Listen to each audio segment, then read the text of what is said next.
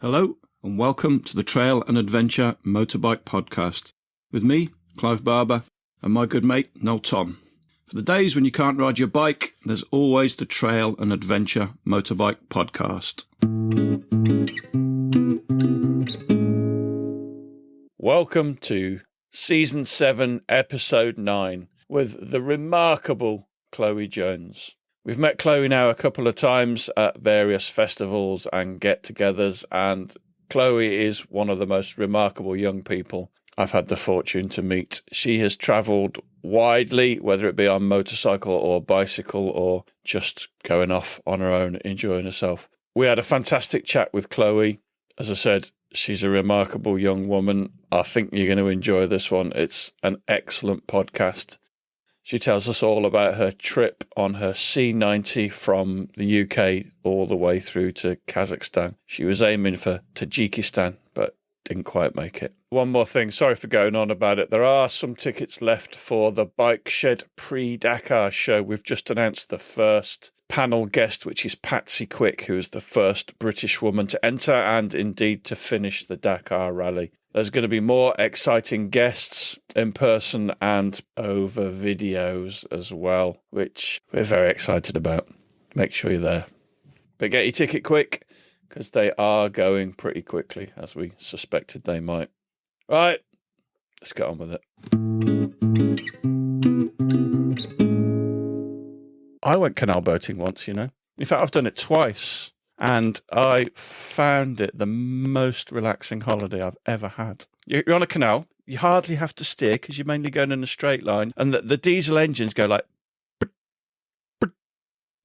trail along at 4 miles an hour. Nothing to do apart from look at things and drink beer. Did it have something to do with the fact that your family was right at the front of the boat and you were right at the back of the boat? That was before I had kids.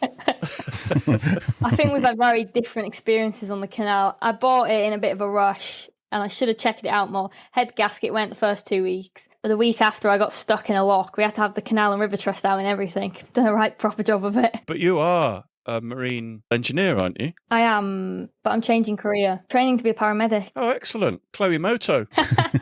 We'll put you in touch and give you some tips. Did you do a little pre-trip, little tech trip in the UK on your C90 before you set off? No. I lived in America before that for about 8 months, and I had a dirt bike, and I was just dirt biking and racing in America. Honestly, I put it on YouTube and doing this as well, and people are, why didn't you go and speak in the festivals? And it's just I just went on my holidays, you know. People don't go to Spain and then talk about going to Spain, you know. I just went off on my holidays, you know. I wasn't allowed to miss you because, of course, your mum famously messaged me and said... Oh, we don't know. Yes, we do need to talk about that. If you ever wanted to appear on the Trail and Adventure Motorbike Podcast, then just get your mum to write in because you're guaranteed to get a spot then. I was actually already following you on Instagram. It was very sweet that your mum wrote in and suggested that we chat to you. So, oh, that's funny. How are you guys doing, though? Keeping well? My life's been really... We're not here to talk about me, but my life's been really shit recently. Oh, I'm sorry to hear that. My life has been the exact opposite of that, Chloe. I'm having a great time. I really like winter. I'd still rather have my shit life than Noel's good life. My shit life still beats his tedium of an existence. I spend a lot of time in the woods, splitting wood, cutting wood, moving wood, stacking wood. In the wintertime, in the summertime, that's hellish because it's just flies and plagues and heat and bracken. And whereas the winter, especially now, it's the real sweet spot because you get these lovely crispy blue sky days and you're just in the woods. I'm surrounded by little tiny lakes. It's really idyllic.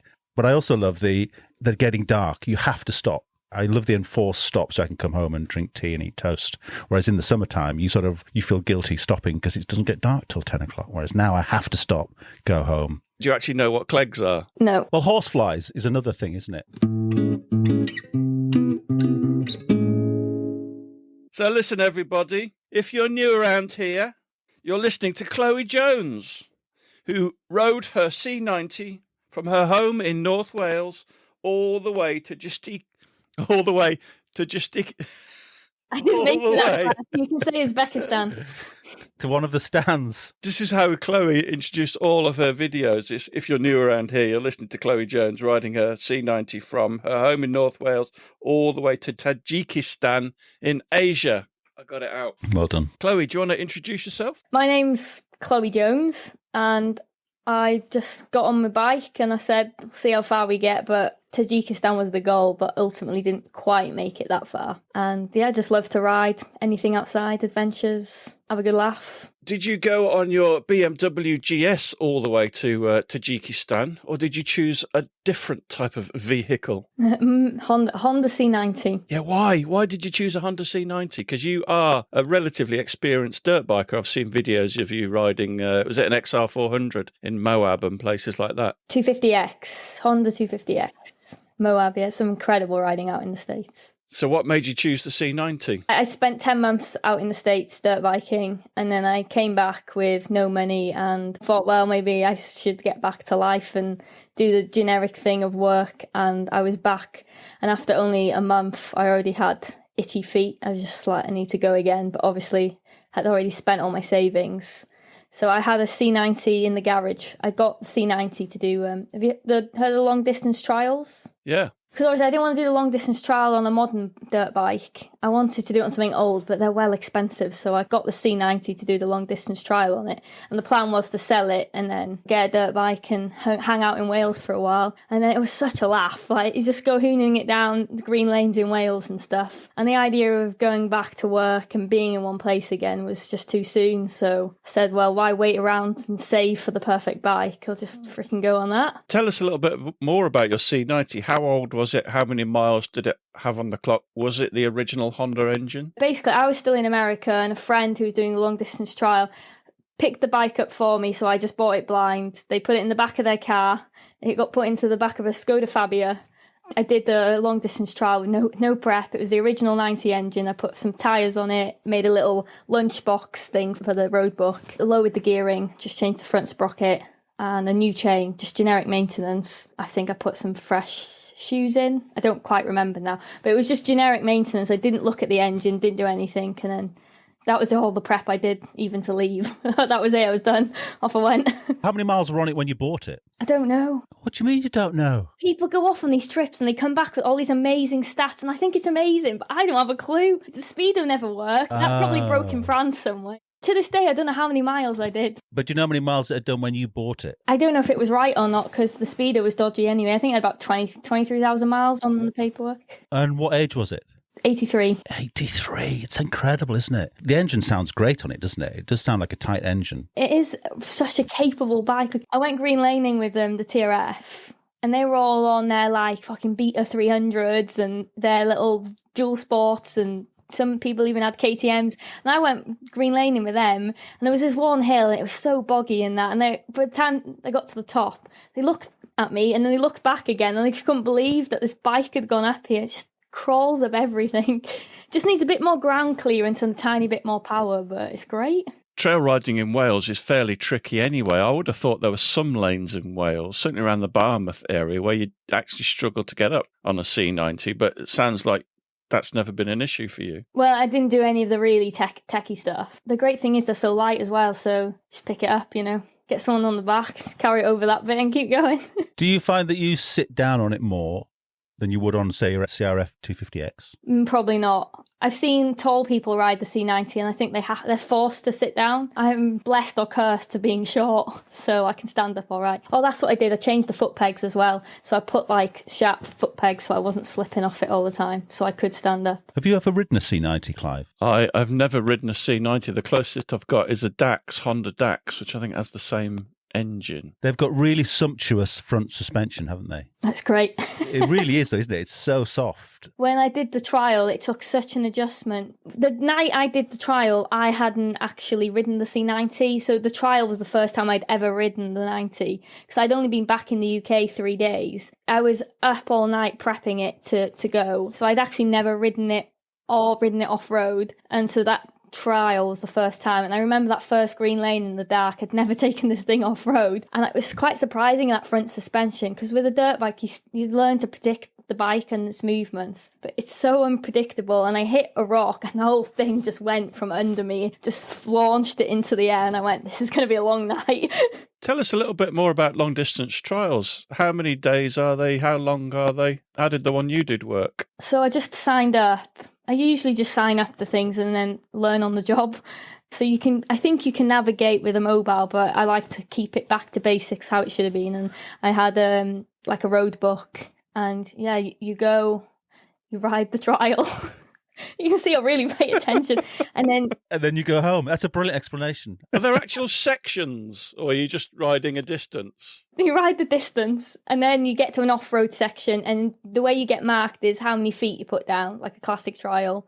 And then there's timed sections as well. So if everyone did everything clean, then it'll go down to how fast you did the timed section without putting your feet down. Did you win? No, but I got an award. Did you? Well done. The best climb of some hill that I've forgotten the name of. Lytton Slack, I think the hill was called. What distances are involved, and does it go on right through the night? Is it a... She's not going to know this. He's picked up the vibe now. He's getting it. Do you remember it getting dark? It's an overnight. It's like 16 hours. So we started at like 10 o'clock at night, and then we finished at like 5 p.m. the next day. And then there's little breaks, but I didn't really have any breaks because like my carburetor bowl vibrated loose. So the people I was with were on track for a gold, so I told them to leave me. And I somehow, these tiny little M4 carburetor bowl bolts were in the fins of the engine. So I managed to put it back together and then keep going. But then I ran out of fuel, and then someone gave me fuel. And then I ran out of fuel again, and I still finished. No wonder you got an award. Well, I'm endlessly curious about how people got into riding bikes. How did you end up riding bikes? And also, how did you end up riding bikes in America? When I was a kid, cars and motorbikes, I used to go online and, you can get like, oh, you're going to buy this car, you can get the free brochure.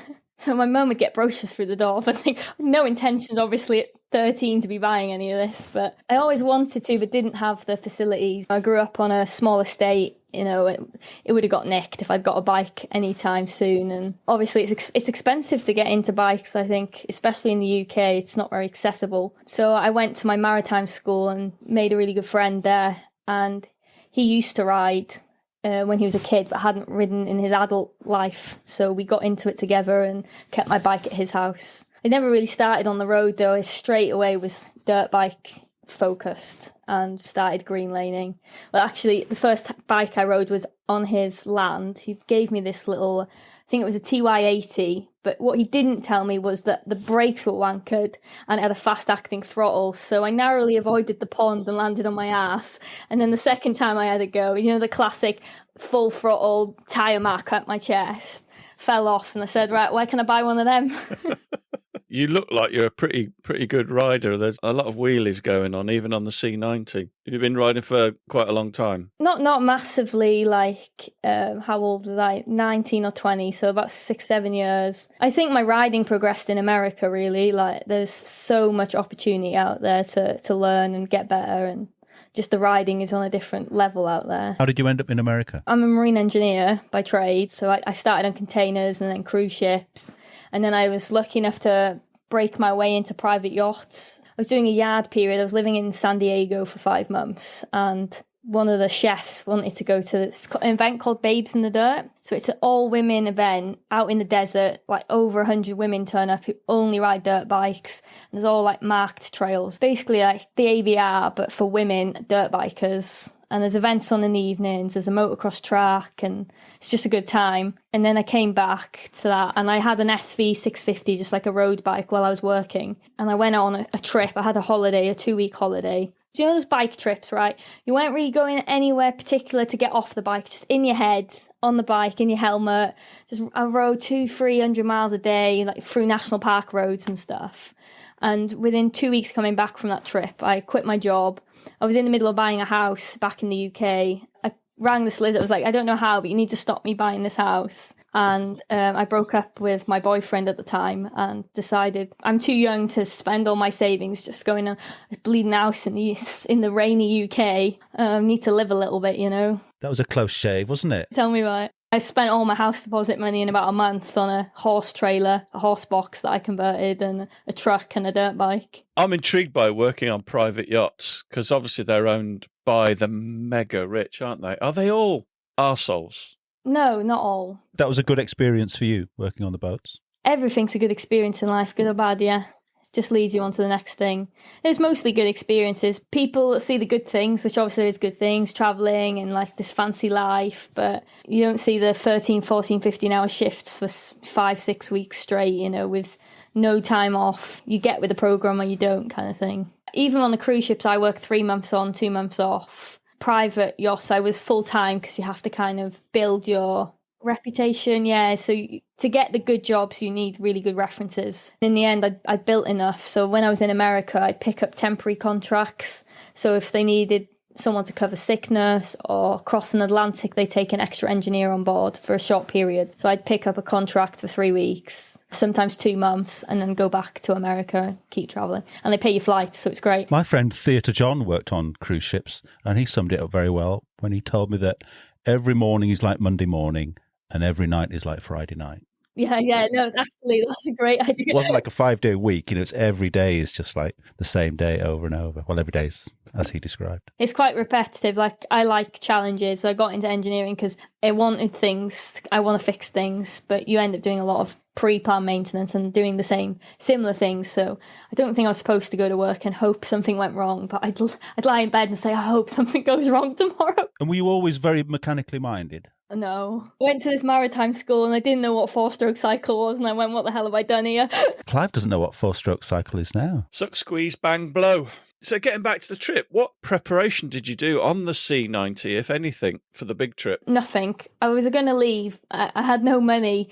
I was going to leave with no money, and then I got offered a contract in the North Sea. Worst contract of my entire life. I did a month in the North Sea over Christmas, and then within 2 weeks of coming back from that, I'd already done the prep for the trial, right? So, you know, the old PS2 game bag things. No. PlayStation console bags, right? But they're quite, you know, back in the old days, they seem to make things much better quality here. So I got some little aluminium plates and some cable ties and cable tied that to the back and put all my tools in there. And then I had like these Lomo panniers and I cable tied them to the bike and some straps. And yes.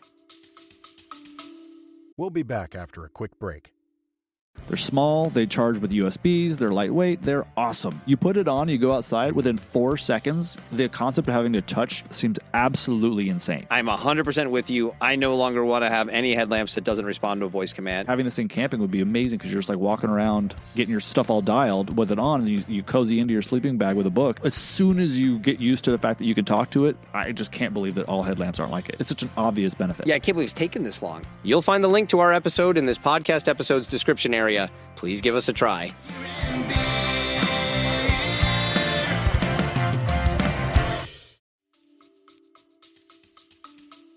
Off I went. I thought it would be great in the short time I had to watch the first films and the last films, you know, the first sort of 5 and the last 5. And it's really sweet watching you set off from Anglesey, you know, and cross the bridge and head up into the hills. And I recognised a lot of the lanes in Snowdonia, but thinking, gosh, what is ahead of you? And you're just setting off just as if it's just a day out, no great plans for that day, just to set off. It's a really good illustration about how just to set off on a big trip and just take each day as it comes, because you just set off like you're just going out for 2 days. But at the back of your mind, you're thinking, I'm going to end up in Asia. It's incredible to see it. For me, it was just my adventure, and that was what I wanted to do in life, and that's where my life went, and that's an adventure for me. But so many people are like, oh, wow, this amazing thing you've done, and I'm just like, I could never do it. But like you said, you just have to go, and if you want something in life, you have to, 1, be willing to make this, like, to want it enough to make the sacrifice, and 2, you just got to go. Like, there's always a reason not to go. You just have to go. There's never the right time. I'm a bleeding mess, me. I lose my keys, I lose everything, you know. Just go, you know. What's the worst that'll happen? What time of year did you set off? Start February. You went in the winter. Presumably that wasn't a plan, because setting off in the winter is a really dumb idea, because it's really cold and wet. There wasn't a plan. So like, in my head, I don't know why, I always thought, I didn't really know what the trip would turn into. I hadn't really got a plan. Like I said, if I get to France, I've had a good time. I was just like, oh, I'll be so fast, right? Because it'll still be cold when I get to Kazakhstan. I thought I'd be in Kazakhstan by freaking April, yeah? So I said, I'll go to Portugal first to try and catch some sun and then go across. I was so slow. That was very underestimated. So how long was the whole trip for then? It was a bit messy. I set off at the start of Feb, and then I stopped in Bulgaria, flew out to a contract for 2 months, spent 2 weeks waiting for the Russian visa in London. I went and did a cycling trip for 2 weeks. in the UK and then flew back to Bulgaria and then finished, I don't know, October, I think. And then fly back to the UK to get another visa and get parts because I blew the engine up. Flew back to Kazakhstan, carried on for another month. And then end of November, I flew straight to Japan and then lived in Japan for 2 months. How? Oh, yeah. Do you know what's so funny, right? I had no money, right? So I found this little crappy lodge job and skiing. I said, this will be a great recovery from a big trip. Yeah, my ass and my back were knackered. I'll go find this job somewhere and I don't want to go back to engineering right now. I just want to do something chill. And I've always wanted to snowboard. So I found this perfect lodge job and I was like, they hired me and these Dutch family, right? So I flew out there and everyone else who had come to do this working holiday came with savings, but nobody told me that. There was no small print saying come with savings. So I turned up with no money in Japan. Oh, right. So I only get paid £3 an hour or something here. They didn't tell me. You still have to pay like tax, even though you're on no money. Then I had to pay like medical costs, which doesn't cover you for all your medical bills anyway. So I'd have to like go to the grocery store because I obviously had accommodation included with my job and I had a free ski pass. It was great. You know, I wasn't suffering. I'd go snowboarding every day and then clean toilets in the morning. You know, it was great. I would like have to go to the grocery store and I couldn't like, be excited and buy food for this day and that. I'd buy one ingredient for one meal in bulk because it was cheap to do that. And then I'd eat like cabbage pancakes for 5 days in a row. Wow. Slightly lost for words. I had no money to leave, so I was like, right, I better go back to engineering. I need to find a job so that they could fly me. If they listen to this now, I'm so bad, but I was like, I find a job, they will fly me to the boat. And then when you're on the boat, you don't need any money. So they flew me to this, I got this job, a full-time job. They flew me then to the boat. So I had no money like the first month I was there. They feed you and I worked. And then I got back on track then. And this job, presumably, you found through the internet. I was with agencies and stuff. They have wasn't completely dumb in that I always knew I had that to fall back on because I built up references and I had my CV and I knew I was needed and there's always a job, you know. But I'm just wondering if you're very good at finding solutions through the internet. And I'm just thinking, because you set off without a tent, didn't you? Where were you expecting to stay on your first night when you set off? Couch surfing. Just couch surfing, you see? That's what we should be doing, Clive, couch surfing. I've got my own couch that I can surf on anytime and managed to avoid the chaos that you seem to relish, Chloe. Did you do a lot of couch surfing? To begin with, yeah. I had great experiences, but you have to really know what you're going to be doing. Like, people want to know times, and but the first few days were planned because I had to book the ferry, but then after that it just got really like too much. I just like to turn up on the day and see what happens. But you were staying with people that you knew, presumably. No, I never met any of them. It's just an app, but you have to be careful, so it takes time because there's a lot of weirdos on there, so you have to filter out the mess. A good trick is if you go on a guy and you have to leave reviews, right? So you read other people's reviews about that person. And if there's only female reviews, that's a red flag right there. He's not hosting any men, so he's not in there for the purpose of couch surfing. He's just in there for, I'll let you put 2 and 2 together. What's this app called? Couch surfing. Good name. I remember looking at couch surfing years ago when I first discovered the internet, and then I've kind of forgotten all about it. And I just thought it had maybe gone away, but it hasn't gone away, obviously. A lot of the old-time couch surfers say it's lost its charm. Like, there's definitely a lot less profiles now and people taking advantage of it rather than using it for the purpose. So I'll always try and take a gift, or I'll read their profile and see if there's something. You have to go with the expectation of giving your time. So the whole point is it's supposed to be an exchange of culture and to hang out. So I'll try and take some sort of a gift, whether it's just vegetables to cook dinner together, or it's maybe I'll say, do you need anything? Like, they need to go to the I've got this really bad habit of calling the supermarket groceries, and everyone in the UK is going to hate me. No money changes hands. No money. You just spend the evening together, as you say, culturally exchanging. Your poor mum, did she know you were doing this sort of thing? She must have been terrified for you. Yeah, but she's used to me now.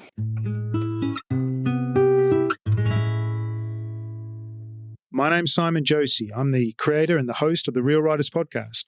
When I'm not riding my bike or making my own podcast, I listen to the Trail and Adventure Motorbike podcast.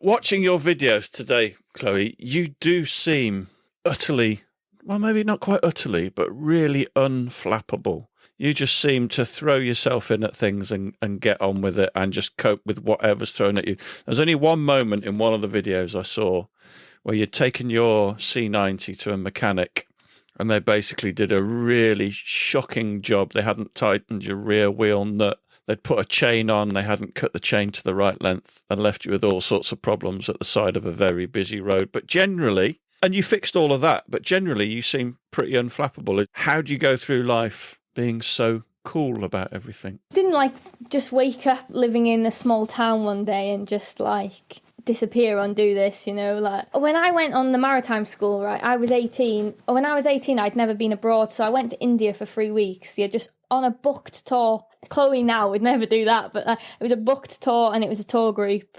And I moved to Southampton. Do you know how exciting moving to Southampton? That was only, 9 years ago now, which seems mad to think. But moving to Southampton was exciting. I grew up in this tiny town, And then it just kind of builds from there. The more you do something, you want more. So now I've done the C90 trip. I'm like, what can I do next? What's the next challenge, When things become easy, you want to do something else, When things do go wrong, and there are lots of instances when they, certainly with your bike breaking down, how were you coping with that? Because you always seem to have a good experience of people helping you out. Again, people sit at home and think, oh, I can't, what if this happens? What if that happens? But so there's some of my best stories when things go wrong. I had my first puncture in Spain, which was only less than a month after setting off.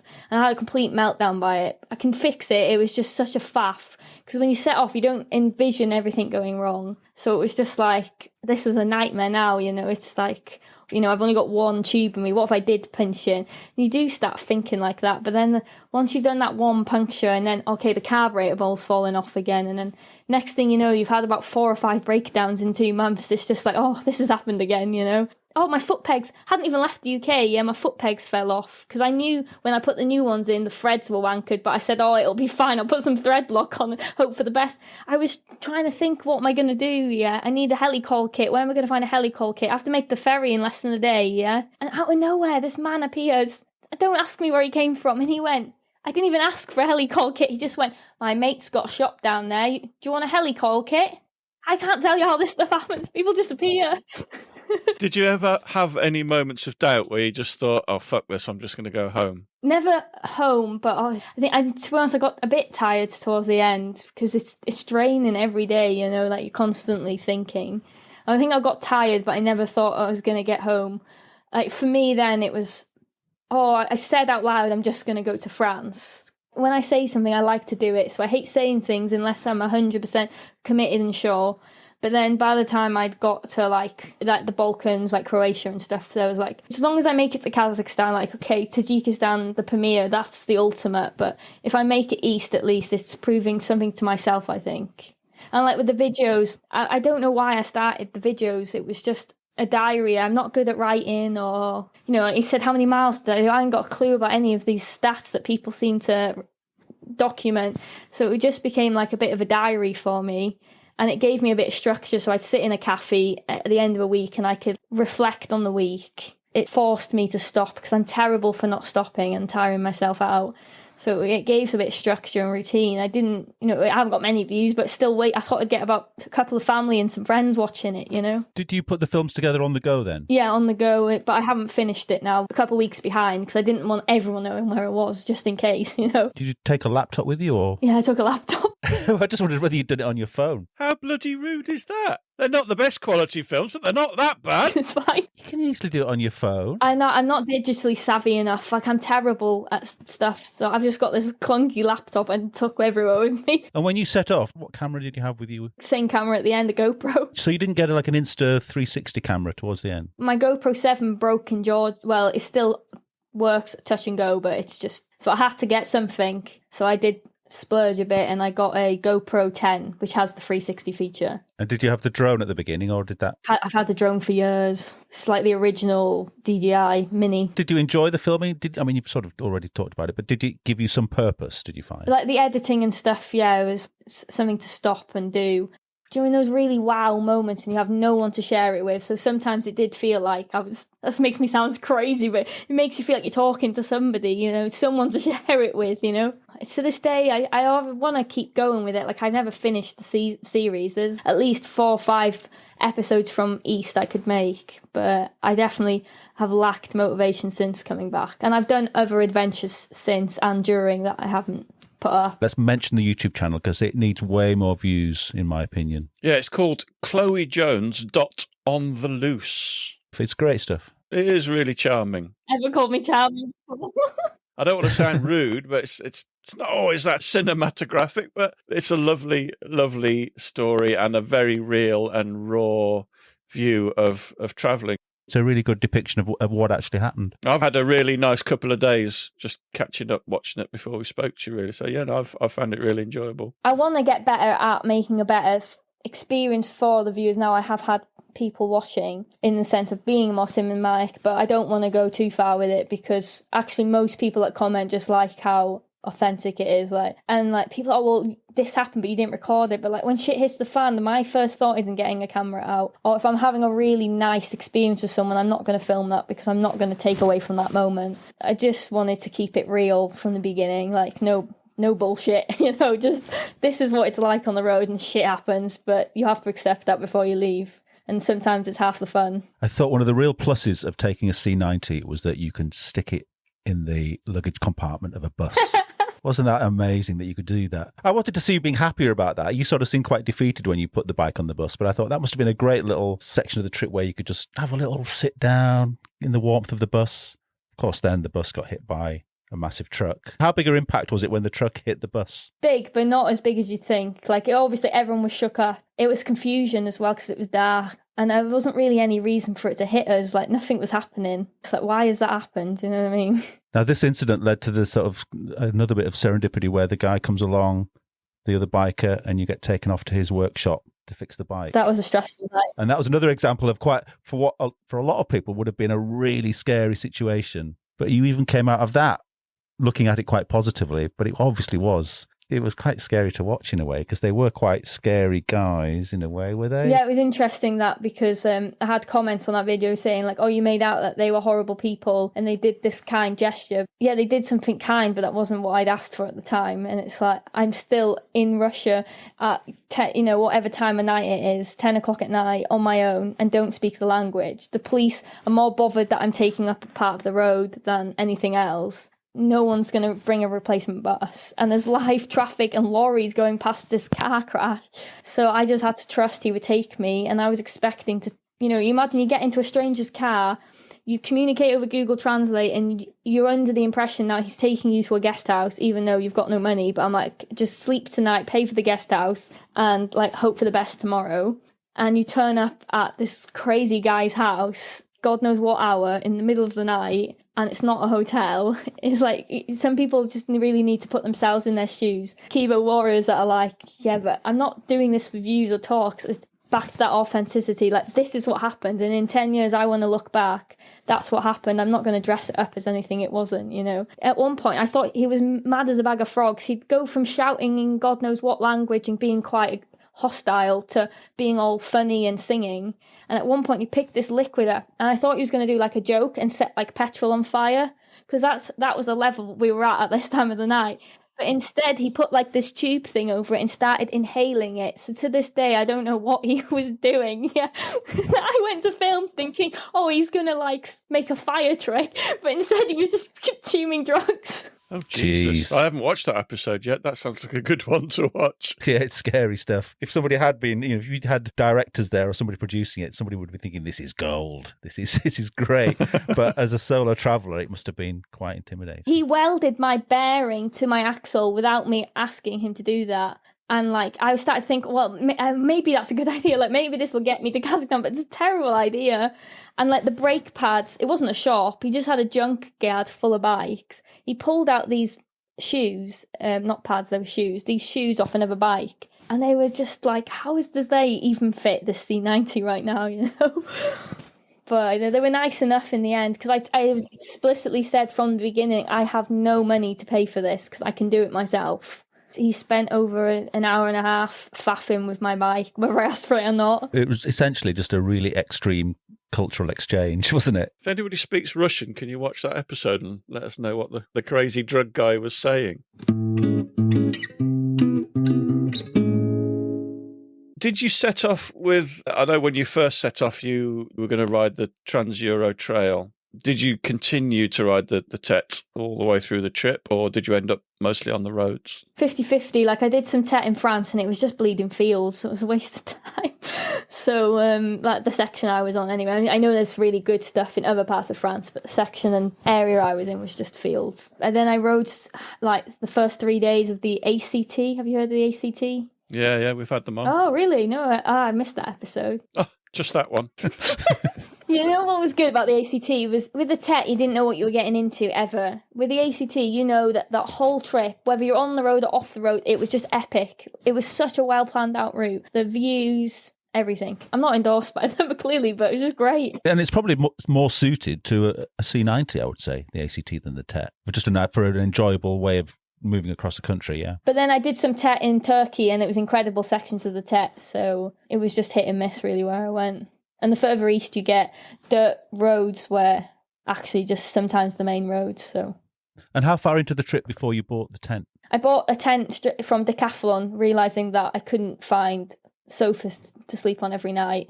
Even though it was cold, I was in like a £10 Decathlon tent. My original thought was I'd save some space for a while. And then when I went and did my work and visa run, because I came back to the UK and did some cycling, I picked up my actual tent. What route did you take? Obviously, you travelled through, you mentioned Portugal and the sun and France and obviously the bits of Western Europe that we all love, and you headed into the Balkans. Which route did you then take from through? I think you went into Turkey as well, didn't you? What was your route from Turkey to Tajikistan? I didn't actually make it to Tajikistan, so I went through Dagestan in Russia, which was incredible. I really, really enjoyed Dagestan. And then I blew my engine up. I went through Uzbekistan. I think I took a bit of a different vibe in Uzbekistan. I did more of the tourist route and just chilled out a bit and recouped after a busy few weeks. And then that was really it. I went back into Kazakhstan, and that was it for the C90 because, like I said, I had no money left and it was getting back into winter, so any high passes wouldn't have been feasible. It were into November already. The plan originally was to go back and carry on, but life changes in funny ways, so parked it in there to go back and continue east. It just hasn't happened. I've gone back to get the bike, which is another adventure. Well, didn't you bring it back as hand luggage? I bought it back as luggage, yeah. You sent me a picture of the bike all wrapped up, frame separated from it. Did you even bother to bring the engine back? Sounds like you might need a new one. But in Kazakhstan, flew back to the UK and bought engine parts, and then actually went back and rebuilt the engine in Kazakhstan in some dusty garage. So I did a full top-end rebuild in Kazakhstan and kept going. So the bike was fine. I'd snapped the frame about 2 or 3 times on the trip. You know Jack. Me and Jack flew out to Kyrgyzstan and we realised there was no bike rental in our budget, so we decided to cycle. So we cycled half of the Batang Valley and then hitchhiked the rest. Got altitude sickness and did some other sketchy stuff out there. And then we ended up back in Kazakhstan. It kind of was a good tie to finish it because I did see the premiere in the end, just not on the 90. I'd hitchhike the premiere instead. I crossed the border into Kazakhstan to bring the bike into Uzbekistan, so I had to ride it to make it legal. But I had no bike gear with me, and it's a main road, so I was in sliders, and I only had a t-shirt, so I borrowed Jack's raincoat. So I'm in this bright red raincoat. I don't know what the difference would have been if I'd crashed. I was wearing this raincoat and flip-flops for 2 hours down this busy highway on the C90. I hadn't ridden it in a year either, and I was just thinking, how the hell did I ride this here, you know? What caused the engine failure? Was it just general wear onto the top end, or the oil got low? Well, it was consuming oil even when I left from Wales, and in the end, the oil consumption just got too much. I think I finally couldn't keep up with it, so I just let it run dry by accident, and that was that. Did you take that opportunity to increase the CC of it, or did you leave it? Keep it original. But I had to go back for a visa anyway, so we was talks about getting a life, and I was like, I want it original. There's actually a guy, he does Honda engines. Again, just another kindness. He invited me to his garage. He gave me some tips on doing the top end, showed me how to do some bits, and the cylinder I'd bought was the wrong size, and he actually gifted me his own bike cylinder head so I could make my flight back to Kazakhstan. Some really kind people, yeah. Amazing. I've got a very important question for you now, Claire. You've already gone up very highly in our estimation, but you have a chance now to go even further. Right, no pressure. Don't blow it. Did you give your bike a name? No. You are amazing. So why do people name their bike? It's a mechanical thing. It's like giving dogs presents for Christmas. It's like giving dogs surnames. We took our new puppy to the vets, and what's the dog's name? It's Ralph. Is it Ralph Barber? No, it's a fucking dog. It's not my son. It's a dog. Or alternatively, what you should do, no, it's not Barber, it's actually Ralph Jones. You know, you give it a different name to yours. All my dogs have had second names, like we had Otis Redding and Eddie Jones, and now we're going to have, maybe we should call him Ralph Harris. That'd be quite funny, wouldn't it? That would really weird the veterinary establishment out. That would show the establishment. Right, each to their own. If it brings people happiness, then it's good. You can name it if you want, though. No, that is great. This is wonderful. No, it's already got a name. It's a Honda C90. Yeah, exactly. Fuck's sake. Tell us one of your favourite stories of kindness from a stranger. That's hard. Without being cliche and wank, I know 100% I wouldn't have made it that far east without the kindness of strangers. In every country, there was something. In the UK, they helped me with the foot pegs. Went to a women's group in Italy, and from meeting the head of that and staying with her in her house, I then had someone new to stay with in each town as I left Italy. And then in Croatia, a biker contacted me and asked if I needed help to get stuff, and she got me tyres, and I ended up sleeping in her house. This makes me sound so bad, but I didn't want to sleep in her bed, but she insisted I did, and even though she had to go to work every day, I slept in her bed for 6 days and she slept on the sofa. She wouldn't go to sleep until I got into her bed. That's amazing. And I watched you ride through one of the mountain passes in Montenegro earlier on today. Again, Montenegro looks stunning. I've had 2 or 3 people say to me that's one of their favourite places. Which was your favourite place that you travelled through? Again, it's just such a difficult question because it's the people you meet can change a place. Like that mountain pass, as far as road passes go, probably was one of my favourite. But then the Tet in Turkey, the section of Tet I did in Turkey was incredible. And like I did really enjoy Turkey, but then I had some of my worst experiences in Turkey too. So then it kind of does leave a bit of a bad taste in your mouth too. But then I had the most kindness, you know, and people just picked me up off the side of the road and welded my frame in Georgia and took me in for food. And that woman in Kazakhstan, I broke the engine down and she took me to her house and took me fishing, and just everywhere, anywhere I looked, people helped me out. I don't know why. I want to find a way to return it somehow. When you set off, was it a big shock when this happened, or were you expecting it? It was a big shock. And even right to the end, I don't know why. You always think, like, why? I don't know, is that just a UK thing, you know? And we had a good time, you know. I didn't just sleep in her bed and say goodnight. Like, she took me out for drinks, and, you know, we met her friends and barbecues. There was a lot of drinking in Croatia, too much drinking in Croatia. Was there ever a point where you wished you were on a bigger bike? I'd like to say no, but that long section between like where the bus crashed and getting back to a big city in Uzbekistan, that was a long stretch of just not really much going on. The road was trashed for most of it, snapped my frame. A lorry driver picked me up, and it's the middle of the night, and we couldn't speak a language, and the internet wasn't working, and there was 3 lorries in convoy, and for about an hour with this driver, like, he'd point at like the rear view mirror, and they didn't have a rear view mirror in the cab. Something, I can't remember. He pointed at something in the cab, right? And he'd say it in Uzbek.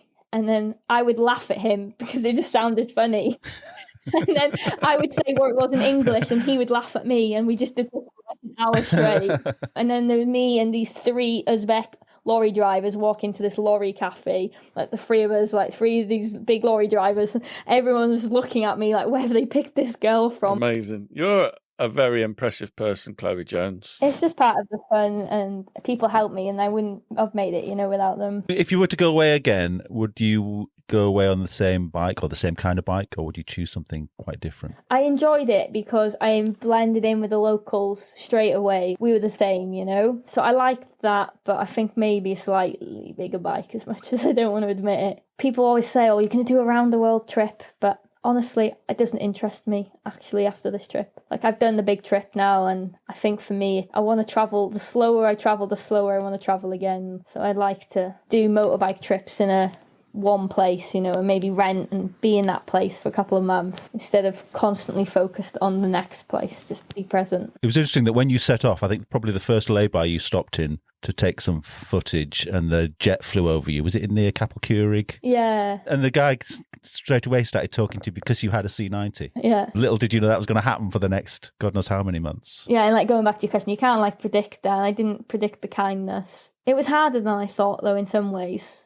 To leave, you have to tell yourself it's going to be easy. Because if I told myself all the trouble I'd have had along the way, then it's easy to dwell on that. I have to tell myself I can do these things and it's going to be easy. The reality is always different, but it's just that little lie you tell yourself to get going. And once you get going, it's really fun, Would you guys ever do an adventure together? Not anymore. We're not really friends anymore. We only do this for the likes. Only ever really done weeks at a time together. Those trips that we did with Greg when we were the Adventure Spec crew. He always has limited time. I went on one trip once where he didn't even show up for the trip. At the last minute, he didn't show up for the trip. That's how hard he used to get hold of. I didn't find out until the morning of the trip that, Clive's not coming. Oh, okay, great. Oh, I've got a full-time job, children and a mortgage, so I don't have much choice, really. I'd now get 35 days a year holiday, so I buy extra holiday, but that's as much as I get. Right, can we have an hour of canal boat questions now? Are you going to make little films about doing it up? Oh, God, don't. There's so many of those. Hashtag van life, one life, live it. Oh, look, here's me putting some insulation in a van. Oh, crikey, I've never seen anybody do that before. You don't know there's lots of films about people doing up canal boats to live in? Bet there is. There's a whole blooming TV series about it, yeah, with ex-Tory politicians. The problem is it's so time-consuming anyway. So to film it would be even to my wank standards of filming, it would still take so much time, yeah. Just too many people, even with the engineering and stuff, that I'll be doing a bodged job at the side of the road and you get comments like, that's not how you do it. And I'm like, well, no shit, Sherlock. Let me know what you would do at fucking 8 o'clock at night in Turkey. I think we just found the end of the podcast. I haven't even told you my most embarrassing story, so that's good. I was riding the Tet in Turkey off-road and I was knackered and fog and the mist came down and it was cold and wet. And in the arse end of Turkey, at least 40k from the tarmac, there's a little tiny village. So I stopped for some food. Proper restaurant, they'd slaughtered the meat there and then you ate it. Met this really nice family and they paid for my meal. It was so nice. And I was like, all right, we're going to stay in this village. And those guest house that they're not advertised as guest house, but they have rooms upstairs and they have a little cafe downstairs. And as soon as I met the owner, I just had bad vibes about him. I knew straight away I should have gone and camped. When it's wet and windy, I was like, the room was cozy. I was like, I'm fine. I'm just going to get into bed and chill out. 10 o'clock at night, so the knock on my door, which is a bit strange now I look back, but I was just like, oh, maybe he wants payment or I don't know, yeah. I don't know why I opened the door. I opened the door, he gave me chocolate. And again, people are kind like that anyway. So again, didn't think anything of it, but then he just continued to stare at me. So I closed the door in his face. I went back to what I was doing, and then about 20 minutes later, I needed toilet, but that there's communal bathroom and toilet. So I went out, and then he followed me. It's quite a tight corridor, so I had nowhere to go. So he followed me into the bathroom, and got really aggressive. But he couldn't speak English, but he poked me in the chest quite aggressively. Basically, he was just trying to intimidate me into things. Yeah. So I put my hands out, no. So I ran back to my room and didn't know what to do. So I said, well, I've got to stay here tonight because I'm not riding in the dark and it take me 20 minutes to pack up. So there was 2 single beds, so I took the second single bed, and barricaded the door with a single bed because he could have keys. An hour later, I still need the piss. So there was a wood box in the corner, right? So I put the wood box in the middle and I started peeing. And then my feet felt damp and I went, why are my feet wet? And then the penny dropped. There was a hole in the bucket. So it just pissed all over his carpet. Yeah. This is honestly a true story. At 3 a.m, I really needed the toilet and I just can't hold for the life of me. Okay, calm as a bitch. I've pissed on his carpet. I'm not just going to blatantly piss on the carpet, What am I going to do? I looked out at the window and I went, oh, that's my only option. There was this really tiny, narrow window ledge. So I clambered onto it and I'm holding on for dear life balancing, yeah. Trying to pee out of this window. There was a tinned roof, so you can imagine the noise it made. Oh my God, if he opens that bathroom window, yeah, he's going to get the eyeful he wanted originally. Yeah. What happened the next morning? Did you see him the next morning? Yeah, he was a weirdo. He watched me pack my bike up and then I didn't know if I should pay him or not, but he had the speed bumps, but they put rope across the road and he was stood there next to one, so I wasn't going to risk it. So I got close to it, and then I chucked him the money. It was only like £7. I wasn't fighting over £7 and just took off. How satisfying to ride away thinking, I pissed on your carpet. Excellent. That's going in. I hate saying bad shit because then people hear that one bad thing and say, oh my God, I'm never travelling. But you're travelling by your own. That could happen in the UK. It could happen anywhere. One proper bad thing in 8-9 months. Do you know what I mean? It changed a bit of my mindset and the trip a bit, but it's just growth and experience, and 99% of people were really nice. What a very enjoyable conversation that was with Chloe. Really enjoyed making that episode. I hope you enjoyed it too. We've got one more left before Christmas and before the Dakar event on the 28th of December. I know I'm going on about it, aren't I? At the Bike Shed. Tickets still available, but get them soon. There's a link in our Instagram bio and also on our Facebook page, so you can find the link there to get the tickets from the Eventbrite website. Right, see you next time.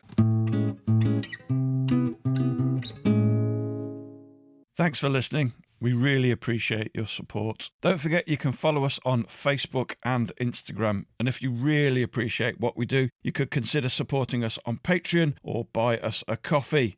Links are available on our website, which is tampodcast.com, tampodcast.com, where we also have a limited selection of branded stuff. But either way, please keep listening and spreading the word. See you next time.